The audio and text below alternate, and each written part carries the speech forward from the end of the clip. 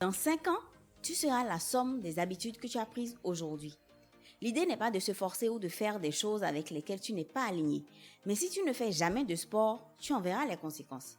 Si tu ne lis jamais, tu en verras les conséquences. Si tu passes tout ton temps à scroller sur ton téléphone, tu en verras aussi les conséquences. Et je peux déjà te prédire que ce sera catastrophique. Il n'est jamais si facile de prendre une nouvelle bonne habitude, mais je te donne ici des conseils concrets et actionnables sur la façon dont tu peux prendre ces habitudes. Nous sommes en début d'année. Beaucoup d'entre nous ressentent ce sentiment de renouveau, de possibilités infinies, et souvent, cela s'accompagne du désir profond de changer certaines choses dans nos vies. Pour beaucoup, c'est le moment des grandes résolutions. Le début d'année est vu comme un point de départ, un moment symbolique qui nous donne l'occasion de tourner la page et de commencer un nouveau chapitre. Évidemment, je comprends cette énergie positive qui vient avec les fêtes de fin d'année, mais vraiment pour moi, ceci n'a aucun sens. On n'a pas besoin d'attendre le début d'une année pour décider de se fixer les bons objectifs ou de prendre sa vie en main. Une année, c'est 365 jours en général. Tu peux prendre de nouvelles habitudes le 18 février ou le 20 novembre. Ne faites pas partie de ces gens qui s'inscrivent à la salle de sport le 2 janvier avec force volonté pour ne plus y mettre les pieds à partir de février. Vraiment, ça n'a aucun sens. Le moment idéal, ou en tout cas la motivation pour adopter de nouvelles habitudes, de bonnes habitudes, pour moi, ça dépend de tout sauf de la date. Pour clarifier tes aspirations par rapport à des changements ou des ajustements à faire dans ta vie, voici ce que tu devrais plutôt prendre en compte. Le premier point, c'est le changement d'environnement. C'est une excellente raison de changer ses habitudes. Que ce soit un déménagement physique ou un simple ajustement de ton espace de vie ou de travail, ce changement va stimuler la créativité, apporter de nouvelles perspectives et renforcer ta motivation pour adopter de meilleures habitudes. Je prends un exemple. Tu cherchais à faire plus de sport et tu es muté dans une zone plus rurale avec de la verdure, une densité humaine moins forte, moins de circulation.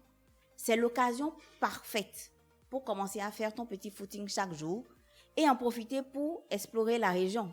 Pourquoi pas? Le deuxième point, c'est le changement de priorité. Si à un moment donné de ton évolution, tu évalues ou réévalues tes objectifs et que tu te rends compte que tes priorités ont changé, il te faudra revoir d'anciennes habitudes et changer certaines choses. Redéfinir un peu ce qui est vraiment important pour toi.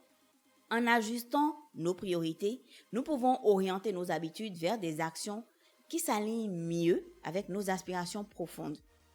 Prendre soin de notre santé passera par une alimentation plus saine. Entamer une reconversion professionnelle va demander de bloquer des plages horaires pour étudier comme jamais, en plus de nos occupations habituelles. Le soir, en rentrant du travail par exemple, ou à l'aube avant d'aller au travail, il faudra en faire une nouvelle habitude pour atteindre ce but-là. Le dernier point, je dirais que c'est le besoin de changer. Tout simplement, avoir de nouvelles aspirations. Quand nous aspirons à devenir une meilleure version de nous-mêmes, ça devient une force motrice pour adopter de nouvelles habitudes. Les aspirations nous guident vers des petits choix quotidiens qui soutiennent des rêves plus profonds. Lire plus, prier tous les matins, apprendre une nouvelle compétence, se remettre au sport, passer moins de temps sur les réseaux sociaux, se lever à l'aube pour faire plus de choses dans la journée, boire plus d'eau. Oui, si tu es comme moi, c'est clairement une habitude à prendre et c'est plus compliqué que ça n'en a l'air. Dépenser moins dans des futilités, etc., etc. Une fois tes aspirations clarifiées, commence petit, avec de petits changements et surtout une seule habitude à la fois. Si tu te mets à tout changer dans ta vie au même moment, tu ne tiendras pas longtemps. Donc, une seule habitude à la fois. Il y a de nombreux ouvrages qui affirment qu'il faut 21 jours pour prendre une nouvelle habitude. Mais on ne nous dit pas comment tenir pendant ces jours-là. Est-ce que c'est si difficile de prendre une habitude ou de créer une habitude? Non, pas si tu la conçois comme il faut. Nos habitudes sont en constante formation. Tu les renforces ou tu les affaiblis en fonction de l'attention que tu leur accordes chaque jour. Il y a 3 phases dans la formation d'une habitude. Si tu les connais, si tu les maîtrises, ça te sera bien plus facile de changer ce que tu souhaites profondément. La première phase, c'est la lune de miel. Elle commence généralement lorsque tu es inspiré par quelque chose de plutôt cool qui t'interpelle, qui te fait réfléchir. Ça peut être un livre, une conférence, un podcast, cet épisode, pourquoi pas. Quelque chose qui marque le point de départ, qui te fait dire « Ah, je voudrais bien essayer telle chose ». Les premiers jours, ça semble facile et tu te dis « Oui, je peux le faire, je suis prêt à relever le défi ». Malheureusement, la phase de lune de miel ne dure pas éternellement. Ce serait bien trop beau. Du 3e au 8e jour, tu commences à rencontrer des obstacles ou à te trouver des excuses pour ne pas continuer. C'est là que commence la 2e phase, la phase de lutte. C'est vraiment une période test. C'est le moment où le « je peux le faire » se transforme en « c'est plus difficile que je ne le pensais » ou « est-ce que cela a vraiment une importance si je manque un seul jour ?» C'est dans cette phase que, par exemple, tu décides de ne plus aller à la salle de sport, alors même que tu es déjà en tenue parfois.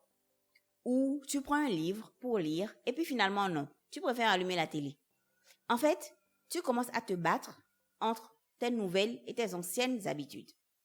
Ton corps et ton esprit se battent pour ne pas être brusqués, pour rester dans le confort, le connu, ce à quoi ils sont déjà habitués, tout simplement. C'est normal.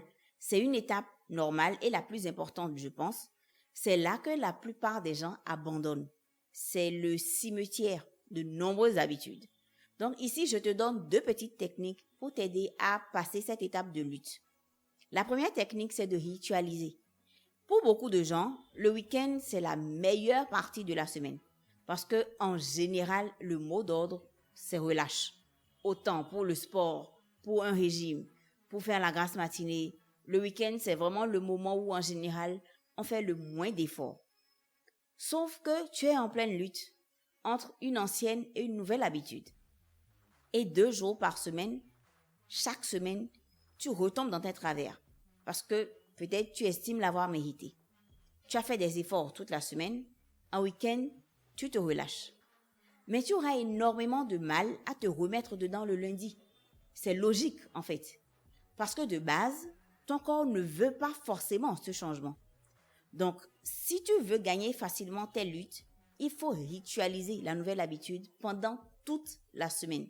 Vraiment du lundi au dimanche pour ne pas casser ton élan. Jusqu'à ce que tu n'aies plus besoin de faire d'efforts pour continuer. La deuxième technique, c'est de reconnaître là où tu en es. Tu dois pouvoir reconnaître que l'euphorie du début, c'est terminé. La lune de miel, c'est fini. Reconnais où tu en es. Apprends à te dire simplement « Je suis entré dans la phase de lutte ». C'est comme enlever le bandeau avant le début d'un combat. Vous savez maintenant ce que vous combattez. En fait, à chaque fois que tu gagnes une lutte, la suivante devient plus facile à gagner grâce à l'élan qui est créé. Dans l'autre sens, chaque fois que tu perds un combat, c'est plus facile d'abandonner la fois suivante. Donc, tu te poses 2 questions. Qu'est-ce que je ressentirais si je gagne cette lutte? Qu'est-ce que je ressentirais si je la perds? Donc, on laisse de côté l'optimisme sans limite du début là et on rentre dans le dur. Que sera ta vie dans 5 ans si tu ne fais pas le changement souhaité? Si tu ne gagnes pas cette lutte? À quoi ressemblera ta vie dans 5 ans si tu continues à mal manger? Si tu ne fais pas d'exercice? Si tu n'arrêtes pas de fumer? Sois honnête avec toi-même, en fait, pour créer une projection détaillée. C'est ce qui va te permettre de tenir sur la durée. La dernière phase, enfin, c'est la seconde nature. À ce stade, honnêtement, tu as fait le plus gros. La nouvelle habitude ne demande que peu d'efforts pour se concrétiser, pour s'ancrer dans la durée. Tu as même l'impression d'avoir déjà gagné la bataille. Mais c'est là où il ne faut surtout pas baisser les bras ou relâcher les efforts. Parce que le découragement est très vite arrivé. L'une des réalités malheureusement de notre monde est que ce n'est pas parce que tu travailles dur et que tu fais ce qu'il faut que les bonnes choses vont t'arriver automatiquement. Par exemple, tu as commencé ton régime pour mieux manger, pour maigrir, pour manger plus sainement. Tu fais tout ce qu'il faut, mais ça n'a pas produit les effets escomptés en matière de perte de poids. Le chiffre sur la balance ne bouge pas. C'est très facile de se dire, mais pourquoi je me gêne en fait?